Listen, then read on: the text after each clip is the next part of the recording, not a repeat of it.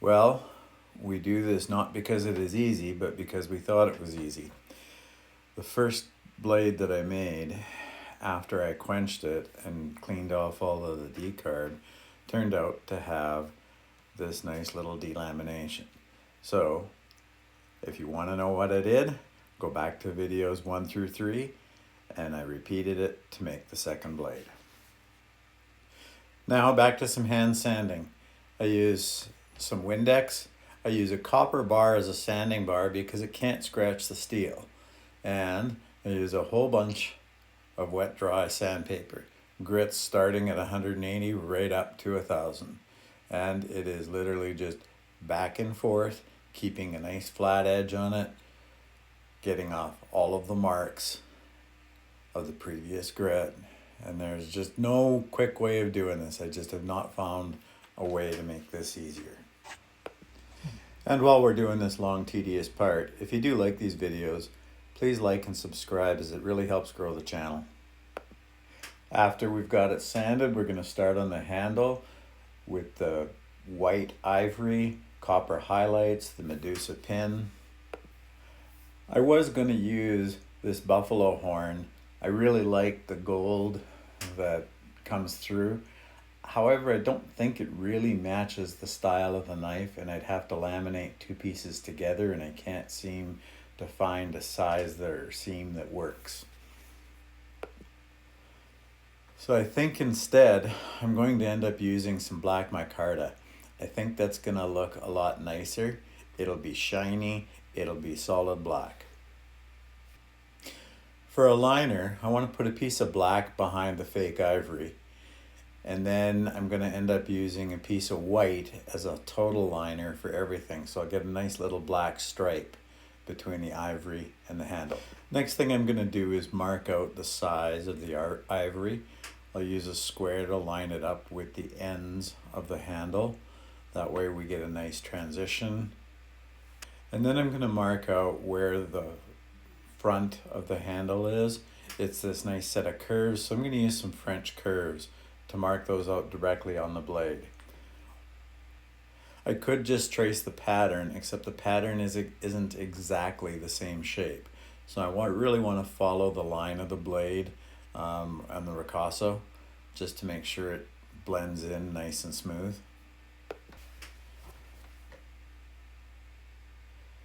Next, I'll trace out the liners on the micarta and get to cutting those out. Then I'll mark out the fake ivory just for the distance I need, hoping to save a little bit to use for testing. And again, just confirm my choice of the black versus the horn. And then, time to cut out the black liner. A couple of pieces of black micarta for the ends, and then a final fit up before gluing. So we'll have the liner, the black liner, the fake ivory, a little piece of copper, a little piece of white, a little piece of copper.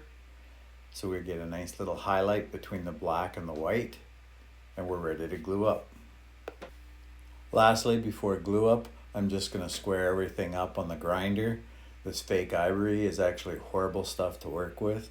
Makes dust everywhere. Time to mix up some epoxy. I'm using 30-minute epoxy to give me a little bit of working time. And then I spread the epoxy on both sides that I'm gluing together. This makes sure that I get epoxy into all of the little voids. I've roughed up both sides of the pieces I'm gluing together. It's going to squirt all over, but you'll see in my vise what I've done is I've actually put a little piece of paper so that any glue that drips out doesn't actually drip onto my vise. I've also put Vaseline on the jaws of the vise so that the epoxy won't stick to it either. Once I'm done, I'm going to actually take some acetone and wipe the jaws off again. That way it just keeps the vise nice and clean. While that's drying, I'm going to true up one side of my spacers. That makes sure that they fit flat against the inner liner.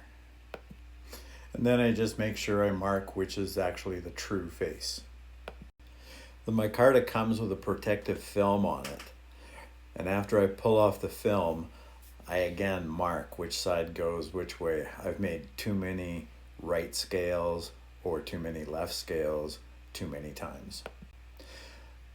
Now that the ivory in the liner is dry, I'm just going to trim the liner back to the ivory so that everything fits together nice. In test fitting it, I realized we had to notch the front piece because of the tail at the start of the handle. It curls around. So I've just cut a little notch into the front piece, so now it'll completely cover the handle. The segments of the handle are built up in sections. First thing I'm going to do is add the highlight spacers to the sides of the ivory. I'll glue those together, clamp them in, and ensure that they're actually pushed down against the glass. I use a piece of scrap glass I've got. It's about 3/8 of an inch thick. It doesn't bend. The nice thing is if I get epoxy on it, you can pry up and scrape off the epoxy really easy. The epoxy doesn't want to stick to the glass that well. So I'm just adding the epoxy to all the pieces, ensuring that my arrows are all pointing the same direction for the sides I've trued up, clamped it together, and then repeated it for the other side. Trim off the edges of the spacers. I find whenever I've got copper in the handles, it heats up really fast when you're grinding, so you have to make sure you keep it cool, otherwise it ends up melting the epoxy. And finally, we get to glue up the whole handle scale. We put the glue on the liner first, and then start putting on the micarta pieces, the ivory, the spacers, making sure there's glue on both sides of every piece. The glass back keeps it flat, and you just can't have too many clamps. Once it's time to pull it off, you'll find you've usually squeezed out a whole bunch of epoxy and it is stuck to the glass. So I simply use a razor blade. It comes off the glass really easy. Then I take a little bit of acetone, wipe off any epoxy, and any that's a little bit stubborn, again, I just use the razor blade, and the glass back is ready for the next scale. Time to mark out where the Medusa head pin will be in the center of the ivory. I use these dividers that find the center or equal parts of any piece. Putting it in the middle, I'm then going to line it up with the hole that I've drilled in the tang, and then actually scribe the shape of the handle so I can roughly grind it. I want to get a nice tight fit around the pin, so I'm actually going to use calipers to measure the pin and then drill that test piece of the ivory to make sure that it's not getting oversized or undersized as I drill it. So I've drilled a couple different holes just to make sure, and when I test them, sure enough, I've got one that's just slightly looser than the other. So now we know what size to drill. I clamp the handle into the milling machine, and then we're going to use a center drill to actually start the hole so that we don't get any wobble while we actually drill the big hole. That way I should get a really nice tight fit on the pin. The last thing I do to help with glue up is I actually chamfer the holes on one side of the scales. That way when I'm pushing the pins through, they don't get caught up on any edges. Lastly, we need the copper pins to make sure the black parts of the handle don't actually separate. So I'm just measuring the distance, transferring them over. I again use that test piece we cut off to drill a test hole in the piece to make sure that we're not drilling anything that's too big or too small. I want something nice and snug. Now that we've done the test, onto the handle, drilling all 4 pins that we're going to put into the black micarta pieces. After transferring the marks to the blade itself, I'm going to come over and drill the blade. But I'm actually going to drill these holes about 1/64 larger than the holes for the pins. This way there is just a little bit of play. I'm not worried because it will get filled with epoxy when I glue the handle scales on. It'll just make sure that during glue up, we don't run into any issues where we can't get it together and we've got epoxy all over everything. Now it's actually time to mount Medusa's head on here. So I've got to grind off a pin that I can shove inside the antler carving right on the base of the handle. So I'm going to start on the grinder. It's awkward as heck to get in here because no matter how I try and hold the blade or configure it or get it around the grinder, I just can't get enough of it in there without really messing things up. So I'm doing the best I can. At the end of the day, it comes down to file work. I drill out a hole in Medusa's head to match the pin, just going slow, drilling it out, trying, test fitting, until we finally get something that fits. It's time to finish up the bolster. We have to finish the front of the bolster before we glue on the scales because we'll never sand down in that area. So I'm just checking out small wheels for the grinder to see which are going to be the best radius. I have a funny feeling I'm going to be stuck doing a lot of hand sanding on this, but I need to get it up to about 1,000 grit before I glue on the scales.